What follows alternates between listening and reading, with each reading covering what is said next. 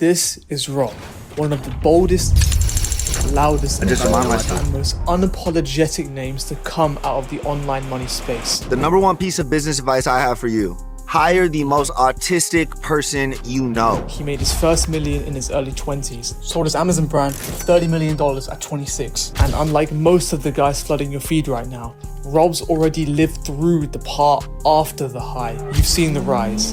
20-year-old millionaires, the brand new supercars, most of them haven't even stopped to think. They're still in the middle of it, still pretending they're fulfilled. Rob isn't. He's 33 now, he's made it. Lost parts of himself, made it again. And so I went all the way to Puerto Rico to spend the week with him to see if the reality of making it is as good as people say it is. And now he's ready to talk about the parts that no one else wants to touch. Let's start high level from the top. Talk to me about your upbringing. I was born in Federal Way, Washington. I have this weird mix of having like super solid parents for the area, but like where I grew up was hood as fuck. I grew up playing basketball. That was my first love. I was 5'3", like my sophomore year. I was not athletically gifted. I wasn't overly confident. Music was like one of the things that really kept me sane. I kind of went through those years with basketball being really my sole focus. Like I lost my virginity like senior year, just to keep it 1,000 here.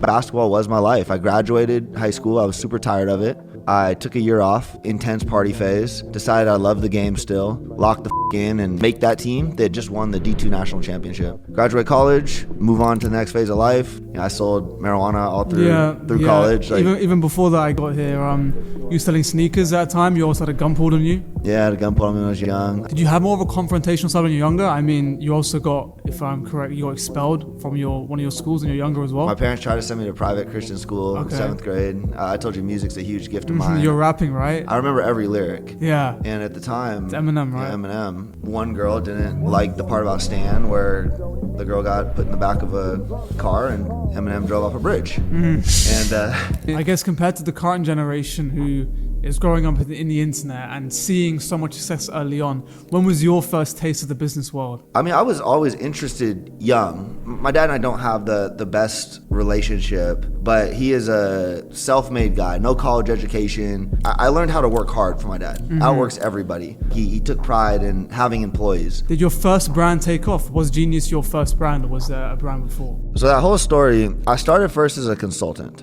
So I started helping other brands sell.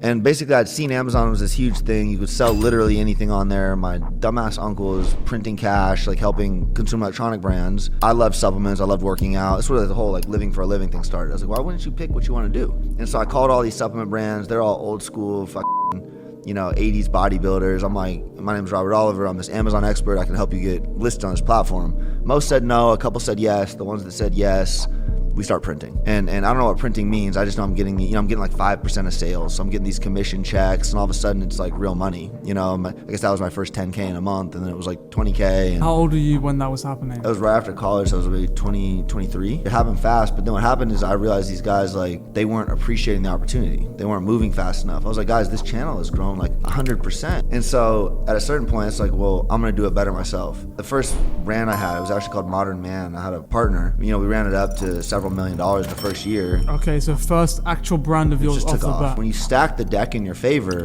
it's not like a normal business, right? Like I knew I was gonna be successful because I had all the skills. I'd been doing it for all these other people. And so when I started, that, it went well. Me and that guy had philosophical differences, long story short. What was the main factor that you didn't like about your partner? He was treating me like a bitch, honestly.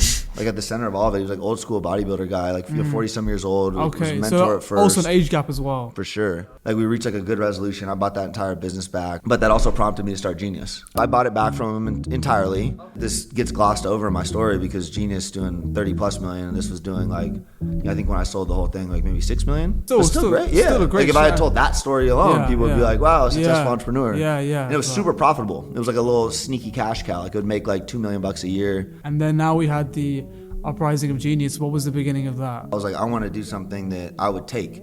That startup was the genesis of Genius. At first it was called like Supplement Smarter. That was like the website, supplementsmarter.com. And I was like, I got this Amazon platform. I can do what hasn't been done. I can do clinically dosed stuff, all natural, flavors. And it was for me. It started as workout supplements. I told you that. That was like the first kind of bet. We did the pre-workout, brought Genius Caffeine to market a little bit later. But I was shocked when I started seeing like the subscriptions, the positive reviews. I was like, oh, okay, we hit something here. I sold right before my 27th birthday. It was like a 4-year sprint. So I think I must have started everything when I was like 22 and then started with the brand when I was 23. One thing I want to touch on is I know you entered your first relationship around about your late teens. You're still with that woman today. As you started making money, I'm sure you started getting more attention. Did you ever think or have any doubts or start having options? Did you start to think that way, or you were completely locked down the whole time? No, I was completely locked down and locked in. And even when it came time to get married, I was like, absolutely no prenup. Like you've contributed to this cause, to this growth. This is all pre-kids.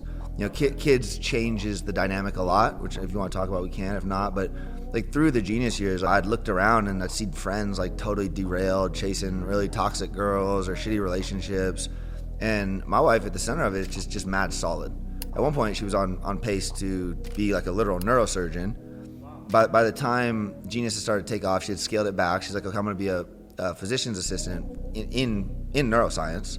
And so she gave up all that. She helped start running the Instagram and got all of her, she's super organizationally dialed. The right women are special and can advance people. And that ended up enhancing your success. 1,000%. It wouldn't have been possible otherwise. That's great to see because, as you're more than aware of, the online money game just promotes the complete opposite. I think it ruins a lot of people. Like I kind of see it firsthand, especially Miami and shit, Tell me about actually, once you scaled it, the process of selling it and what that looked like. It was horrible. It was horrible. One mistake I made was not taking much cash as I was building the business. And this, we talked about this off camera, but just, taxes and work, you're growing that fast. A lot of your money ends up in things like inventory. You can end your year with 20 million in sales, 5 million profit, and 100 grand in the bank, and fucking 10 million sitting in inventory. Like that can happen. So long story short, I was paranoid about taking much cash out of the business. I didn't live a lavish lifestyle. Basically, when the opportunity to sell came, it was like boom or bust for me. Over the last 6 months, from the time the offer came in to when we actually sold, in my head, I created this narrative that my life's either gonna change forever and I quote unquote made it, or I'm gonna wake up and I'm gonna be a joke because it's zero and I made nothing from it. Like even a week before we were set to close, it was kind of freak event with Amazon. I thought we were getting crushed. And we weren't. It was like a little glitch. But I'll never forget the sickness in my stomach. I almost went into the bathroom and felt like I had to throw up. And then it was 10-15 minutes before I realized it was a glitch, but it was this emotional, horrible take. You basically carved a situation in your head where you have to sell this or it's done. And then on top of that, the actual process of selling is very difficult. Okay. So you're doing due diligence with, one of the big 4 law firms, serious lawyers, you're answering their questions, the buyer wants to know what they're getting, right? All while trying to grow and run the business. Now you're doing So you're juggling two things at once now. Exactly. Look, again, in hindsight, when you zoom out, all of this stuff happens for a reason. All of that pain shaped my current life maxing perspective now of why would you attach yourself to the end result? Why are you not enjoying the process? Why are you not absorbing what you're learning? Why are you not at peace with this? The framing in your head was very much so, this is the top of the mountain do or die. and I want to get it. And do or die. And if I fall at the top here, fuck. And then you end up selling the brand. How are you feeling at this time? I mean, when the wire first hits, you're ecstatic. We exit the business, multiple 8 figures, and I am riding high. I'm living the good life for a year. So my daughter's born, I'm still working for the business, but taking it kind of easy. It's all good. We're having a great year. By every standard, achieving a $30 million payout at 26 is success. The kind of move that builds generational wealth. Now pair this with relocating to a beautiful country, buying a home, and starting your future family. Rob, where are we at? We are in Puerto Rico. Puerto Rico? Puerto Rico. Puerto Rico for all the white people. Welcome to my house in Dorado Beach. ¿Cómo se dice daddy en español? No entiendo. A truck that can get through a war? That is a big truck. And my prized possession, is that Daddy's Harley? I feel like that's what a proper garage should look like. I've seen a few clips of you on that, yeah. I ride it well. Wink. Pause. Wow. I was about to say pause, but I was like, alright, let's go inside. The living room, where I sit and record content all day. I just talk. I just tell the streets what they need to hear, I mean, I guess you're probably one of the only modern online money guys who owns a home. Well, that's one thing, and then number two is also raising a family at the same time. Those things go hand in hand, you know? Yeah. Before I was an online money guy or personality or whatever, I was using the internet to build companies. Yeah, I mean, it's a $7 million house. That's the accumulation of years of building shit. When did you buy this property? Bought this in January. Straight cash, the whole thing? No, I financed it. I did buy a couple properties cash, and I hate that. I mean, that's advocated as like, you know, once you start making money, you go into property. I think it's the dumbest thing. You don't agree with that, no? No, not at all. You just S&P over several decades outperforms almost all real estate markets, and it's liquid. So I have another house here that we're renting as well that kind of doubles as like the office. You know, I'm gonna turn this to a little office at some point. Okay, nice. And people kind of talk shit online sometimes. When I first showed it, like, that's not a $7 million house. The thing in Puerto Rico, the one place in the United States where you don't pay tax, where you pay 4%. All the people moving here, there's not that many areas they want to live. So Dorado here in this bubble is where everyone comes. There's not that many houses. So what does that do? That drives the price way up. And so after this move to Puerto Rico, everything was set up to continue living the good life. This was the moment you're supposed to feel complete. But slowly, something else started creeping in. The urgency that once pushed Rob was gone. All that was left was stillness. And in the stillness came questions he'd never had time to face. The high wore off. And it's like, wow, I'm 27. Okay, what's next? And I'd missed a really clear message. The day before I was gonna sell, one of my favorite rappers, Nipsey Hussle, got murdered. In his last song, he starts talking about his friend who had died. But then he opens up on this part, well, if it was me, tell you live your life and grow, finish what we started. He's talking to his friend that died, and then he died. And if I had listened to that, like that was actually the framing I needed to hear. The whole thing was so emotional. Like I was like, wow, like I'm so blessed, like to have quote unquote made it, whatever. Like I kind of missed the actual mark of what the universe was telling me, which was there is no finish line. With this newfound realization, Rob would then go on to look at buying a new home in Texas for his family. He was getting back into his stride. And then one day, kind of out of nowhere, my wife notices like this irregular mole growing behind my ear. She tells me that I need to go in and get this checked out. And me being me, I don't think too much of it. You know, I agree, but I don't really make any concrete plans. It isn't until later that summer where my mom tells me that you are taking my dermatology appointment. She had an appointment scheduled. She slid me in. I went in, still not thinking any big deal of this. The dermatologist looks at my ear and he tells me that is coming off today and there's like a 50% chance. So like 50% chance of what? I still don't really know what that means, right? And so he removes it entirely and says that it has to go off for a biopsy. 1 week later, after the biopsy reports came in. So this guy starts the conversation with, are you sitting down? I'm like, I'm driving, but yeah, what's up? And he's like, well, your biopsy came back and pathology came back as melanoma. He tells me, don't freak out. We got it way earlier than a lot of people do. We get back to the Airbnb we're staying at, and I just go full research mode. And I truly scare myself sick. For anyone that's ever had anything wrong, they say don't Google it, and this is why. Basically, melanoma is 100% curable if you get it on the surface, but once it gets into the body, it's one of the more aggressive cancers out there, and actually one of the leading drivers of death in young people. To go from an all-time high, selling your company for $30 million, to then an instant all-time low due to a life-threatening condition. This is how quickly the tables can turn. When you're young and working hard, you forget about your mortality. You forget the bigger picture. You get obsessed with the present moment and becoming a success. It's only when life hits you in the face with something that you cannot ignore, you zoom out and see reality for what it truly is. They're gonna wanna do another wide excision surgery just to make sure that you have all the margins clear. Huge wide excision surgery. They take out a bunch of extra skin just to be straight. You know, I'll keep it real with you guys. This really did fuck me up for a while. There's this constant fear of recurrence. You have to follow up every 3 months. You go in, you meet the doctor again. You know, they check your skin, they're checking lymph nodes. At one point, I actually thought I had a bump under my skin near the surgical area, and I had to go in for an ultrasound, which was really bad. So this ultrasound too, this was like 8 or 9 months after the original surgery, and guys, it hit me again. That morning, I'm freaked the fuck out. I think for sure I got a swollen lymph node. I think, you know, it's recurrence. I'm gonna have to get on immunotherapy, but I went in, and I get the ultrasound, and they're not actually supposed to tell you that day, but the lady was feeling for me. She went over that spot, and she goes, this is a cyst. There is no blood flow here, you're good. I broke down crying right there. And for Rob, the hits would keep on coming. It wasn't just his health that was in danger. Many pieces of his life were starting to fall apart. Once you had sold, you ended up involuntarily getting into like a bit more of a scarcity mindset of like protecting what you have. That snowballed into this type of mindset. You're inviting this negative energy. Dude, those were some of the worst years of my life. That's when I grew apart from my wife. She was more interested in like my first daughter and being a mom and all that stuff, and I was completely alone and isolated. You moved to Puerto Rico, didn't know anyone here, bought another house in Texas, didn't know anyone there, and just completely cold. And after I'll never forget those days in Texas. This is after the surgery. Like, the stress in my body was damn near the same as selling the company. I'd wake up at fucking 4 a.m. I'd go sit in my office, massive Texas mansion, like 7,500 square feet, a whole wing was my office.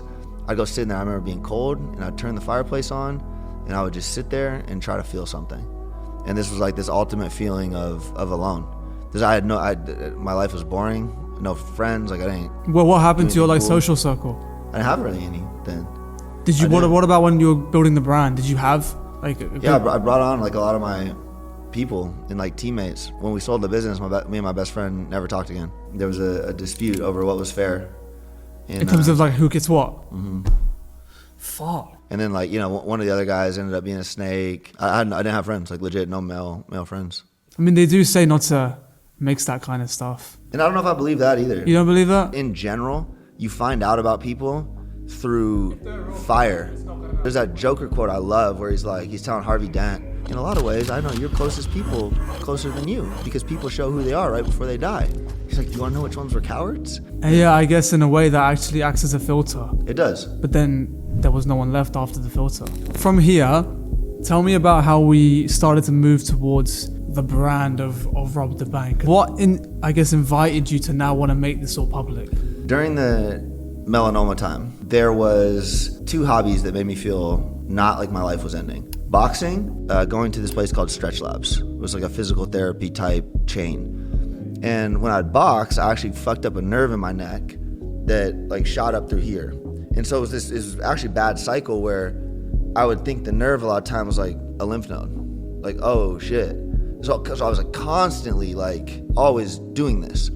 But boxing was the only thing that would make me feel better. So I'd box, and then I'd go to this place, Stretch Labs, where they'd work on that. There'd be like some peace because it's like, controlled breathing. They'd work on your posture. In the moment of boxing, that's the only time I'm feeling like right, because the in adrenaline flow. and everything. Exactly. Okay, I'm feeling fine. alive. Just it was in like my focus. escape. Sure. But then the end result of that, a lot of times, like, fuck, now my my neck hurts. And the initial cause was what? Like you got hit there, or straight right down the middle. I'll never forget it. Oh wow. Right, and then that caused the pain there. Yeah, it didn't go away, and then honestly, too, in hindsight, my mind probably contributed to it. I was constantly in this mode of like the cancer can potentially be there. Is that my lymph node? Like I went in for scans like twice, thinking like it might be. You don't really know, right? Oh, so you're thinking now it's spread. Exactly. And then I'd go to Stretch Labs. I ended up developing this relationship with this girl there who would just do whatever, like to make sure I'm good. All the while, like this is when I been more disconnected with my wife than ever. She just wasn't active in that relationship. Like I said, I felt extremely alone, even in a very intense time. And you must have tried to address it and resolve, or not really, because it was just like the communication skills weren't there. Like I didn't even know I was being suddenly, just kind of left. I didn't have these expectations of her like being there for me. I don't know. It was just like this weird dark time. And she's getting closer to, my daughter is becoming more of a mom, like generally happy. One of the things that's worked with us over the years has been she's not demanding of attention, which is beautiful when a guy wants to build and do all that, right? But then maybe the trade-off is like sometimes when you do need that emotional awareness or availability, you might not get it. Mm-hmm. Obviously from her perspective too, there was like things I've not done well, discontentment with all of that. Like I have like sex problem, like whatever. Like that's like a frequent part of my life. And so she got to a point too, she's like, it all culminates with us selling a Texas house, moving away with her fiance to South Carolina. Nothing literally ever inappropriate has even gotten close to happening. Okay. This is the start of the Rob the Bank offline era. Okay. And this is the girl doing the physio and stuff on you? Correct. Okay. Continue. Correct. So I'm selling the house, she's leaving, and we're like, and there's been like some level of like tension there and stuff, right? She's leaving Friday, it's like Wednesday. I was like, you want to get drink or something, you know? And she's like, yeah, of course, I can meet you at 9. And she's got a fiance. Bro, what the fuck? Yo, that's No, actually, I feel bad for the guy. yeah, I did too. The stories I could tell you, bro, about women in general too, is fucking insane. And wait, has your wife given you hall passes now? So it had been like loosely kind of Not like formally discussed, but it hadn't said, been formally said. okay, fine. And so that night at 9, it's like 9 o'clock, and she had come down. I'm kind of like getting ready to go somewhere, and she said, "Where are you going?" I was like, I'm gonna go meet my buddy Brendan for whatever. And then I just looked at myself and I was like, the Stretch Labs girl deserves some dick. I'm gonna go meet her for wine. Are you okay with that? And she starts laughing like a ton. She's like, yeah, like, go ahead. She's like wildly cool with it. And this is one of her strengths. Like, she's not Very secure, it sounds. super secure, Okay. and then just sees well past sex. I go drink wine with this girl and end up at a hotel, and that's the start of this interesting era. How does that link then to rob the bank? Started bringing forward so many ideas around personal development. The philosophy that started to bubble out here, most of what guys do is around the center idea of being desirable to women and being able to reproduce. The more you're in tune with developing yourself as a guy, being likely able to reproduce, the better off you're gonna be. And so that was the start of this crazy Instagram run. It didn't happen like overnight. Let's just build a picture for this exact time. So you sold your businesses. Have you been cured from cancer now? Are you cured yet? Yeah, and the stress of all that was like we got it really early. But basically it's like, you know, they got like these charts. It's like, okay, you're 97% unlikely to ever deal with this again. But that 3% could be like absolutely horrible, and there's no way of telling. Are you making any revenue right now? Because you haven't started like My Airbnb stuff was killing it. you're in And the then, like, Airbnb phase as well. It's just, Or but selling- not as like a, you know, I had them. Like Okay, they it were was part of my just- portfolio. yeah. When you have a huge chunk of money, you make a lot of money. That's real passive income, right? That's real wealth. I started new brands around this time. That was where the company that eventually became Her Loss, Kingmaker, like it was formed in that time. It didn't do a whole lot of anything. Tell me about starting to now get into content and show yourself to the world. I had been doing content leading up to that point. Like I'd been doing TikToks and trying to figure it out, you know, like I didn't understand like the monetization piece. I was literally just making it to make it. And again, the traits that work with women, the traits that make you desirable are also the things that resonate online. What does making more money really boil down to? Again, placing you higher on the food chain. What does being in good shape do? Again, placing you higher on the food chain. Humans are inherently hierarchical. That's not a controversial take. It's like biology. The more I was in tune with that, the more the growth happened. And ironically, like my wife will say the same thing. She was like, okay, yeah, no, this is clearly good for you. And then she even felt like a little pressure to like be sexy or whatever, right? It was like, it just... I guess it is like an upward spiral now. The momentum just starting to build. You clearly became very good at building brands and doing Amazon. Do you think someone can just take a blueprint that's given to them and do it to that scale, or do they need to have an element of carving their own way and carving their own path? People can apply blueprints when you exist in like gold rush eras. Early Amazon, idiots could have printed. You look at something like TikTok Shop, like that's I'm investing based off brands performing well there. There's a blueprint. Like now the scale of success, again, can you guarantee a fucking, you know, double-digit million exit? No, it's rare. Can you guarantee, you know, a brand that might do a couple $1 million and make some serious money? Yeah. I sat down at the drawing board. Who over the last 10 years has done really well on Instagram? I don't think any artist has played this era better than Drake. Every piece of it, from the photo dumps to the captions. And so I just started modeling a lot of my business approach off his similar marketing. That led to this first run where I think I went from, you know, a couple 100,000 followers, like maybe I had like 150 or something. I think that got me to like 300. I do love fashion and design. That started to become part of it, but on top of it, you know, I'm having fun braiding my hair, putting hearts in there. It was a fun era. I only have like 20% of my clothes in this house. Like the Celine leopard jacket, I still haven't been able to bring this out. This was quite the gem. This is my favorite hat though. Chrome Hearts 101. Fuck you. 101 hat. 101. How much was this hat? He had it listed for $60,000, and I didn't pay that. But you know, I respect the brand equity Chrome Hearts is built, so I don't want to talk. You don't talk publicly about the exact. Okay, about exactly what I bought it for. But that's a rough ballpark. So. And even from a marketing perspective, for everyone, that's how the world kind of works. You know, you protect brand value. Yeah. Like if I said I paid $100,000 for that, and I'm cool, all of a sudden it's worth $100,000. Yeah. Are you big on TikTok? This is one of my favorite jerseys. Like if I told you right now I have mad connections, I hang out with Bull. I have heard it, yeah. Okay, all right. Shout out Colin. You hear that one? Shout out Philip. He's in Miami. I stole this from him. Or this is not real, and he was wearing this in Miami, and I took it from him and brought it here to Puerto Rico. Philip, do better. Why'd you take it? Because like, what the fuck's he doing running around wearing a fake watch? It's just a nice real watch. Yeah. $160,000 on the wrist. I love Philip, and the whole story I told her is completely fake. This is my fake watch that I made. This is a real watch. I have lots of real watches. My Louis Vuitton punching bag. This needs to. We're trying to get an office out here. What is that? It's a Louis Vuitton punching bag. Is it actually? No, it's not. Yeah, It's just a big bag, no? No, I need to fill it up with sand. That's a punching bag, bro. Swear to God. You know, anyone who wants to find money, they should call 1-800-Bankroll. Shout out Kiltech. This is TJ and Carson's brand. This was like the standout piece from their first drop. People confuse style and fashion with like price. It's an art form, finding pieces, right? Yeah, Birth of a Royal Child. Like they do some of this like gemstone shit. Not crazy expensive. If you had to put an estimate on how much you've spent on clothes, It's probably like $300,000 or $400,000 in the last 7-8 months. would you say it's a mil all time?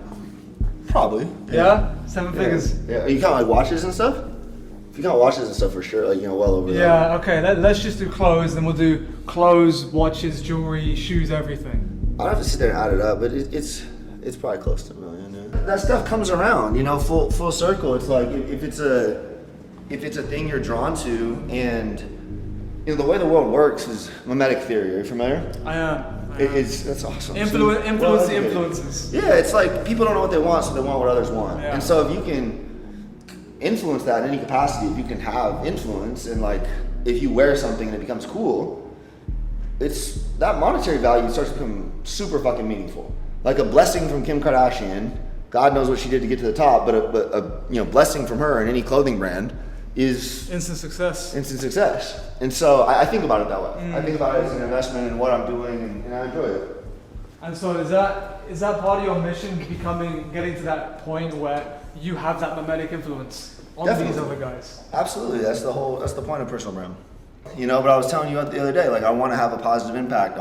It's all the same thing. Just, it doesn't necessarily boil down to like just a shirt. It's like how Rob treats his kids, or how, you know what I mean? It all reverberates through, but at the center of it for sure.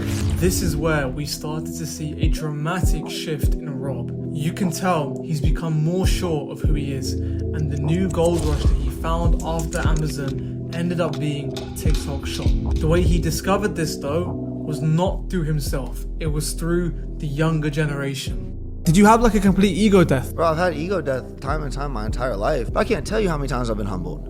Like, I've been beat to shit time and time and time again. That's why I stand proud. That's why I stand with confidence. But I won't ever talk down to someone. I won't ever write someone off. I look at that next generation and I see that's where the magic's happening. Do they lack the understanding of, advanced business? Maybe, but that's where I can help. Do they know what they're doing on all these platforms? Abso-fucking-lutely. You're younger, right? But you know this shit, like, well. And I do think, again, as I reflect more on my life, I really don't have like crazy ego. I mean, I already told you when I started the whole online money game, it would rattle me when I would see like a younger kid make more money than me. It would piss me off. And now I'm at a point where it doesn't piss me off. If anything, I want to learn. I want to see people get rich too. Like that's part of my thing. I'll give Drake credit for that one too, actually. He stayed relevant for 2 decades, seeing up and coming talent, treating them right, partnering with them. Like he's like brothers with Lil Yachty, and Lil Yachty's like 24 years old and Drake's 37. But Yachty's tapped in on the culture. Like Drake's doing streams. He's with Aiden Ross. That's where the new shit happens. What happens if you close that part of your brain off? You no longer have access to relevance, really. Real ones, I think, recognize that. A newer addition into Rob's lifestyle has been fighting. For the last 2 years, he's been regularly training Muay Thai. I decided that it was time for me to get a bit more involved in these docs. So enjoy some friendly sparring content of me and Rob. Confused, does he want me to hit him? Sorry. Look at that body, look at that body.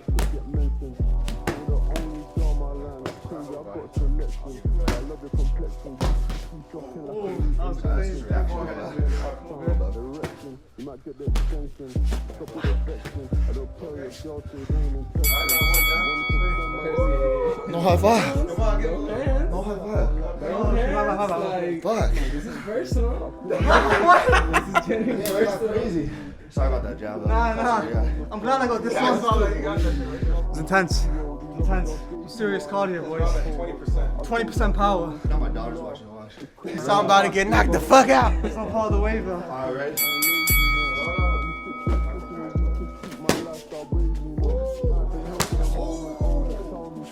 What? He's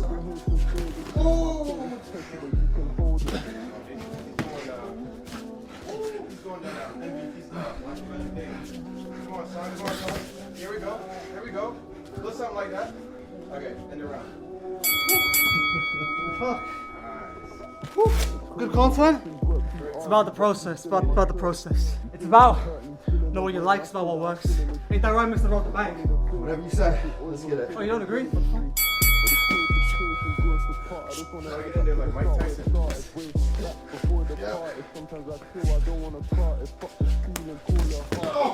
that was sloppy.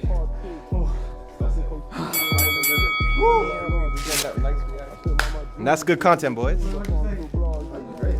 10 out of 10. Appreciate that, brother. I've been hitting a while, so it's good.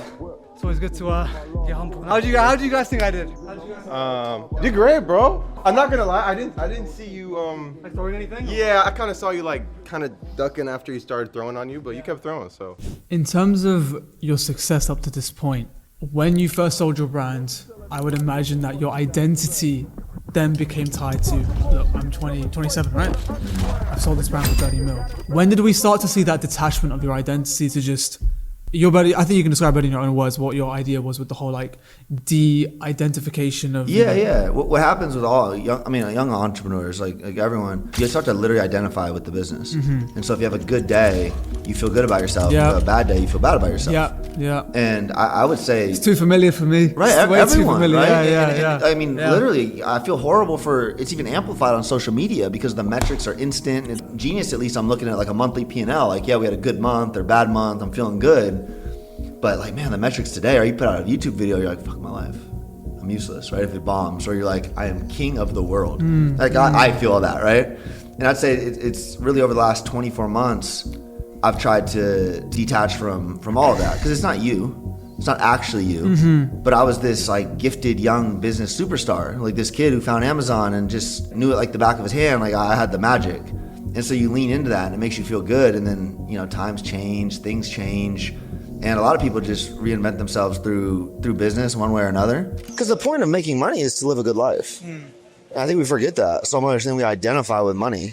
Yeah. And you identify with, like, you think about that, you're identifying with a literal, Number in your bank account, yeah. like a literal fucking imaginary concept made by old English bankers.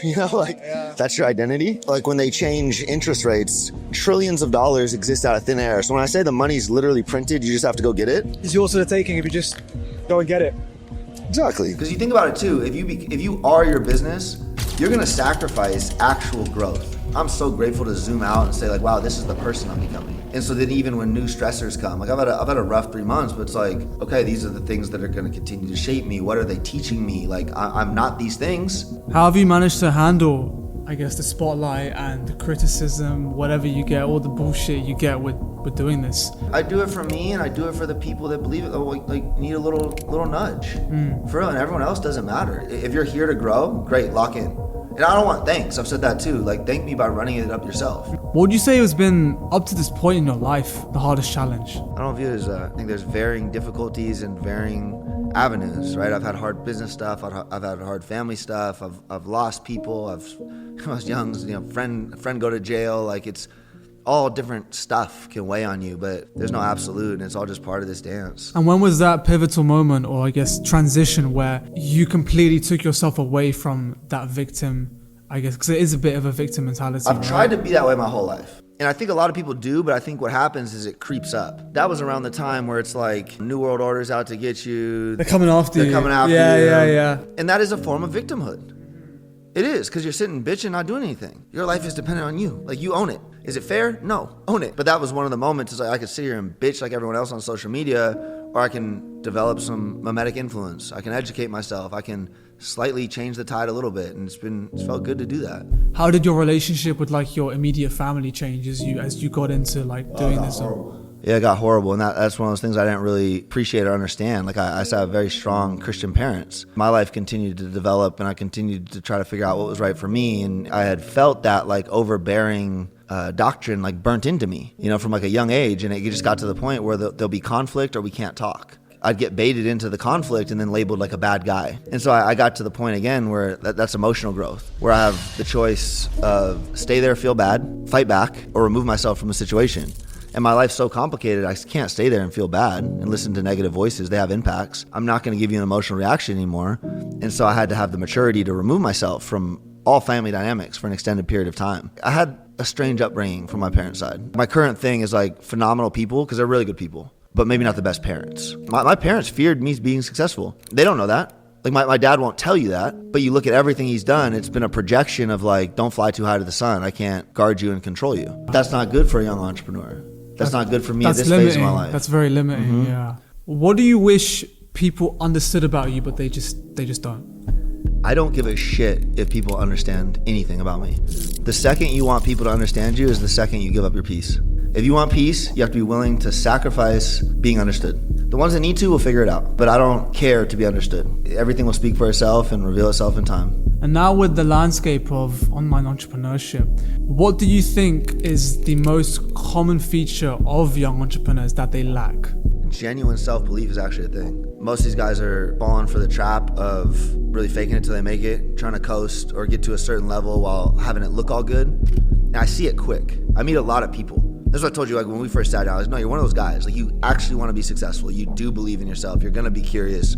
You're doing all the right things. Look closer. A lot of time when you meet a lot of these young guys, it's a lot deeper than that. Core self-belief. Genuine lack of core self-belief. I want people to see it and know anything's possible. Like I think Jake Paul going into boxing, you think about the magnitude of that. You're already a well-known name. You're already making money. You're a big thing. There's risk.